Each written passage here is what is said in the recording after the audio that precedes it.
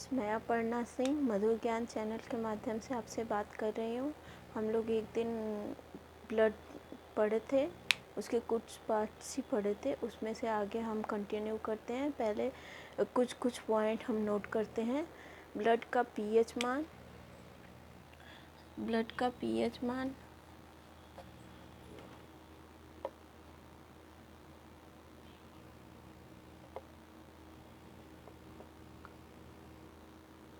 PH मान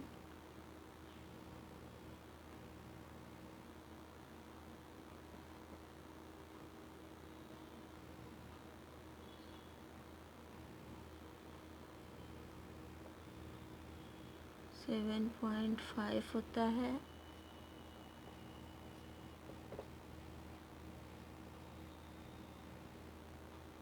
blood का घनत्व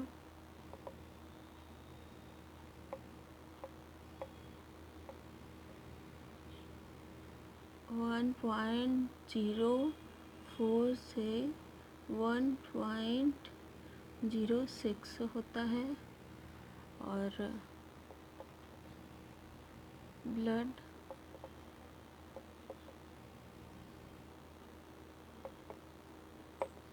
सिराओं और धमनियों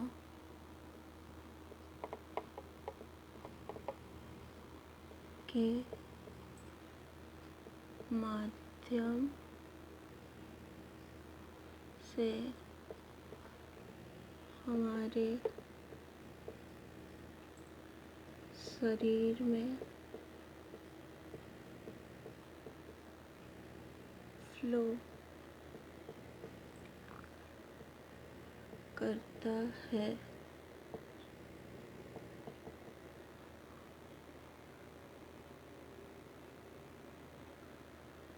इसमें सिराओं के द्वारा शरीर में हृदय में जाता है, सिराओं के द्वारा हृदय में जाता है।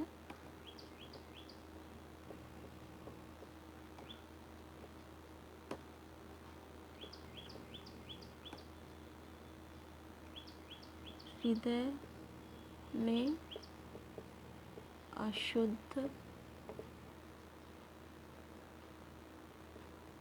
रक्त हमारे शरीर से जाता है और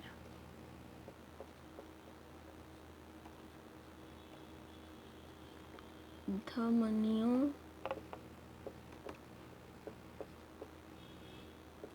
के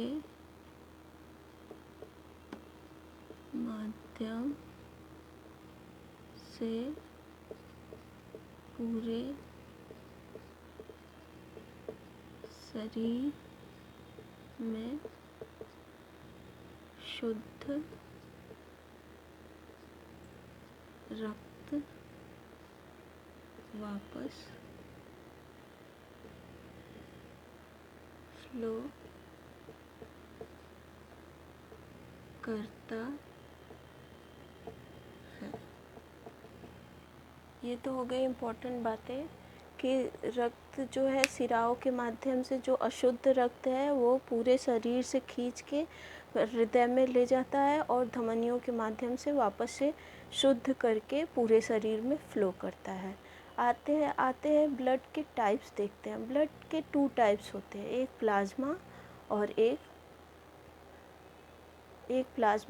एक ब्लड सेल्स। आइए देखते हैं।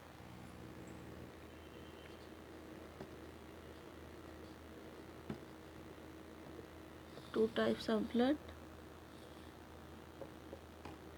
plasma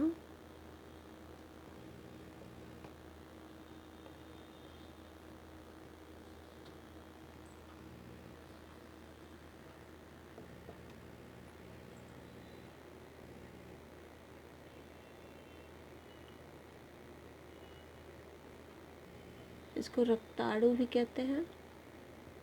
तो हम रक्ताणु लिखेंगे, और ब्लड सेल्स भी कहते हैं, ब्लड कार्पोसेल्स होते हैं।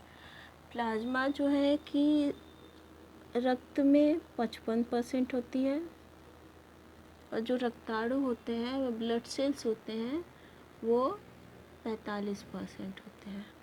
प्लाज्मा के दो भाग होते हैं,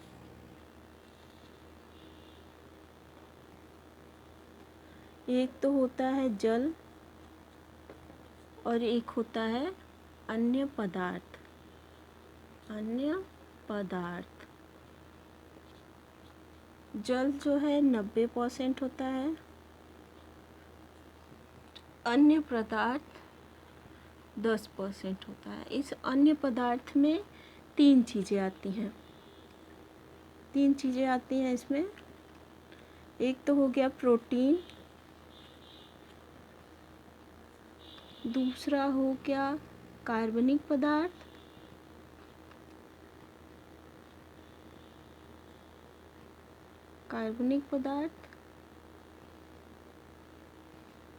और तीसरा हो गया अकार्बनिक पदार्थ। अकार्बनिक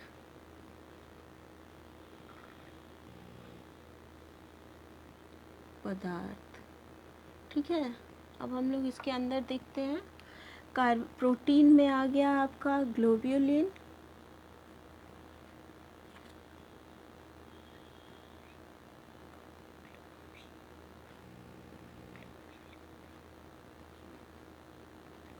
और एल्ब्यूमिन।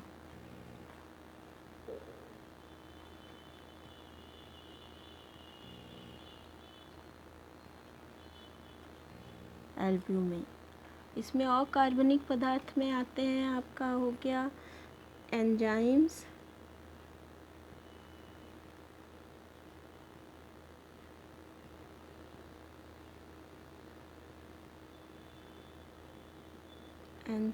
हो गया अमीनो एसिड,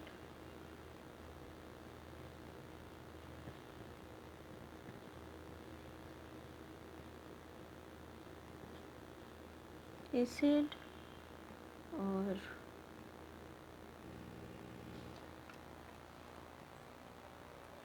ग्लूकोज और यूरिया।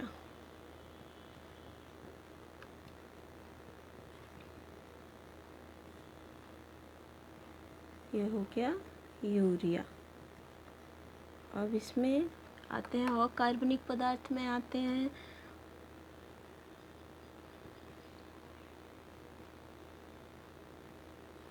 सोडियम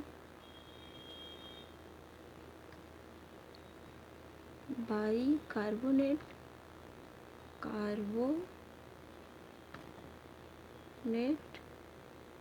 और आते हैं फास्फेट,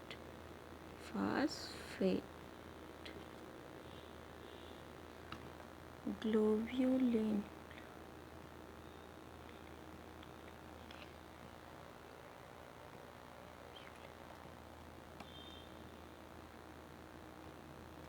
इसमें आते हैं ग्लोब्यूलिन और एल्ब्यूमिन, ठीक है। प्लाज्मा, ब्लड के दो पार्ट्स हुए, प्लाज्मा और रक्ताणु, या प्लाज्मा और ब्लड सेल्स या ब्लड कार्पोसेल्स इसको कहते हैं।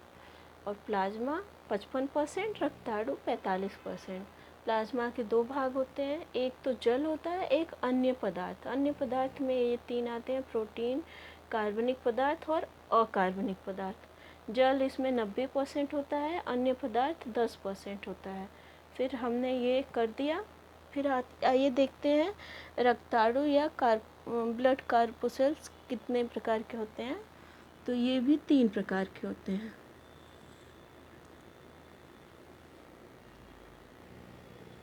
RBC,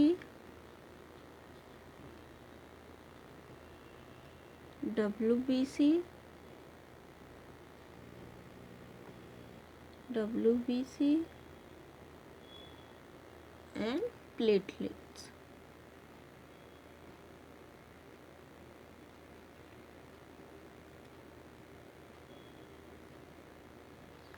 ठीक है, ये हुए। अब आइए देखते हैं RBC। हम इसको ऊपर से रब कर देते हैं।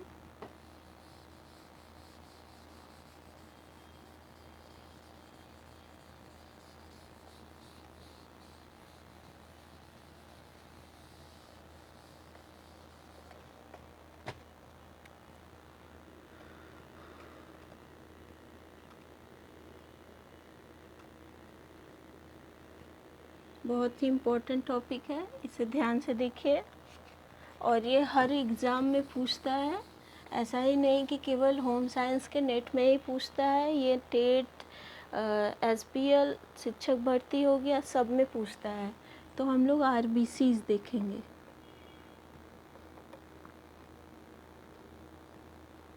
इसकी संख्या पहले देख लेते हैं। संख्या होती है 45 से 50 लाख। ठीक है, संख्या 45 से 50 लाख होती है। इसका निर्माण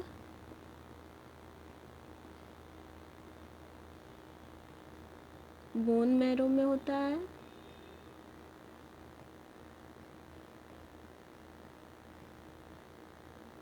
बोन मैरो में होता है। इसका जीवन काल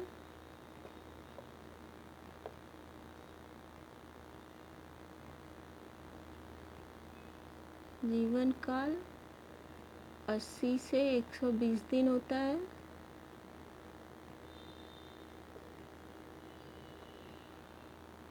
इसमें केंद्रक पाए नहीं जाते।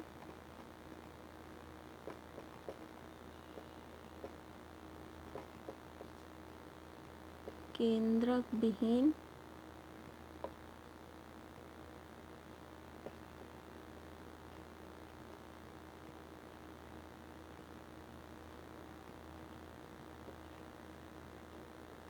ध्यान रखिए, मानव या प्राणी जो इस धरती पे जीवित रहते हैं, अपने लिए स्वयं खुद करते हैं, काम करते हैं, वो जो है कि जो सजीव होते हैं वो उनके ब्लड सेल्स में जो RBCs होते हैं वो केंद्रक विहीन होते हैं, मात्र ऊँट और लामा को छोड़कर। ऊँट और लामा जो होते हैं उनके रेड ब्लड सेल्स में केंद्रक पाए जाते हैं। ये इम्पोर्टेंट टॉपिक है।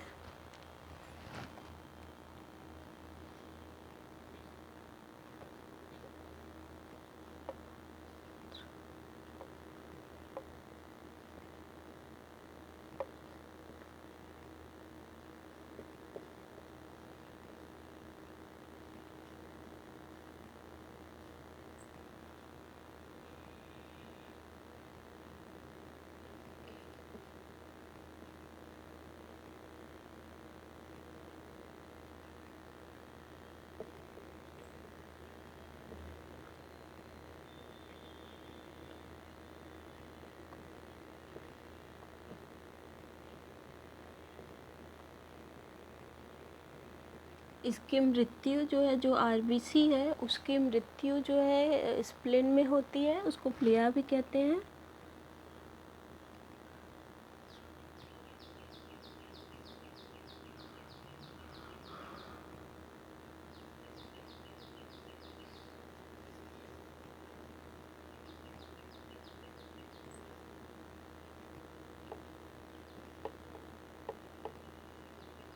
इसलिए इसको रेड ब्लड सेल्स की मृत्यु की थैली स्प्लेन को कहते हैं।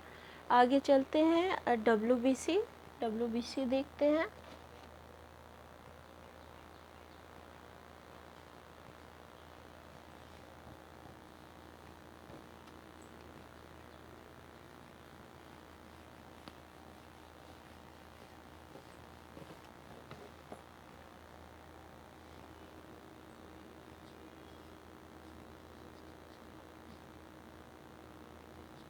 WBC का पूरा नाम है वाइट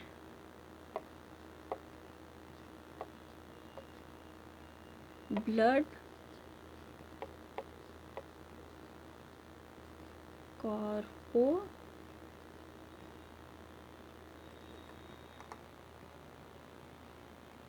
कार्पस सेल्स। ऐसे ही RBC का पूरा नाम रेड ब्लड कार्पोसेल्स है और वाइट ब्लड सेल्स कार्पोसेल्स WBC का पूरा नाम है। इसमें आगे देखते हैं हम लोग, इसकी संख्या पहले देखते हैं।